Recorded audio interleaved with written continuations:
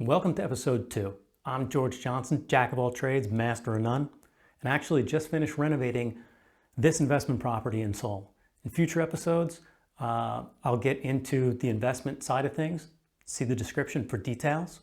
But in this video, I'm going to focus on days 5 to 9 of construction, where we kill the mold, we fix the water leaks, including the water intrusion, and I'll get into the reasons why we broke into the plumbing in the first place.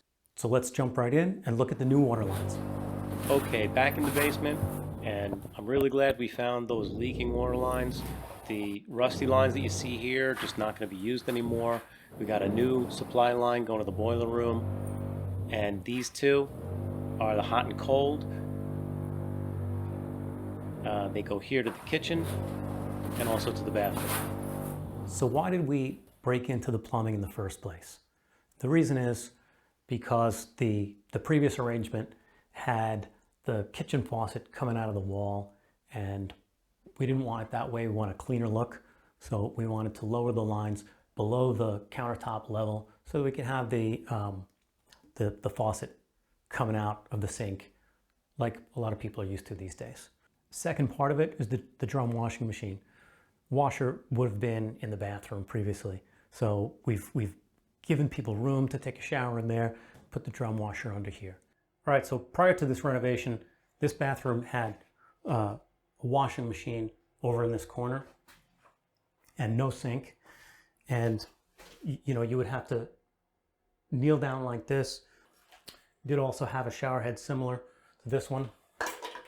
So updated, killed this one, moved this one to the right so we could have room for the sink. So anyway, much improved. We also broke up the concrete all the way to the edge of the wall. The water that was getting in here, now it seems to be stopped. The plumber, he found that those pipes that are going through this foundation wall were not sealed.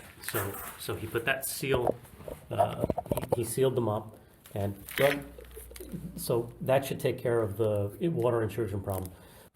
So right now, what we're going to get ready to do is, again, talked before about all the mold that had grown all along the bottom of this wall, and we've got this very strong kompangi is mold in Korean. So this is some pretty strong chemical to kill the mold.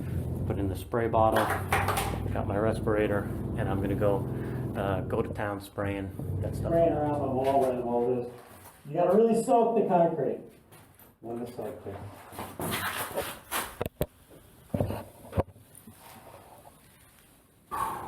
Okay, that's some nasty stuff. I can actually still smell it coming out of there. And the reason that I didn't wear my contact lenses today is because I knew it would be embedded in your contacts.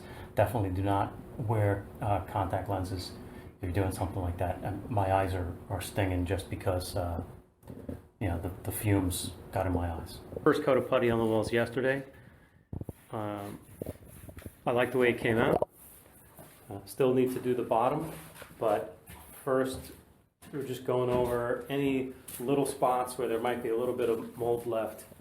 You spray in the mold killer on here, getting the chemical to go into the concrete a little bit better and getting the mold off. You know, it helps to use some kind of a brush. What I have here is Kyolo Bangji putty. It's a special mold prevention putty that I'm going to use just along the bottom where we had problems with mold. This is more expensive, so I don't want to use it everywhere. It also is a bit thicker and a little harder to apply, but the instructions specifically say not to add and mix water into it. No matter what you do, the mold will come back eventually, but the hope is this will put it off for quite a bit longer. We have had success with it in the past. Now that this putty is dry, you can see the difference in color between the top and the bottom. The mold prevention putty on the bottom. So that's it for today. Don't forget to give this video a thumbs up.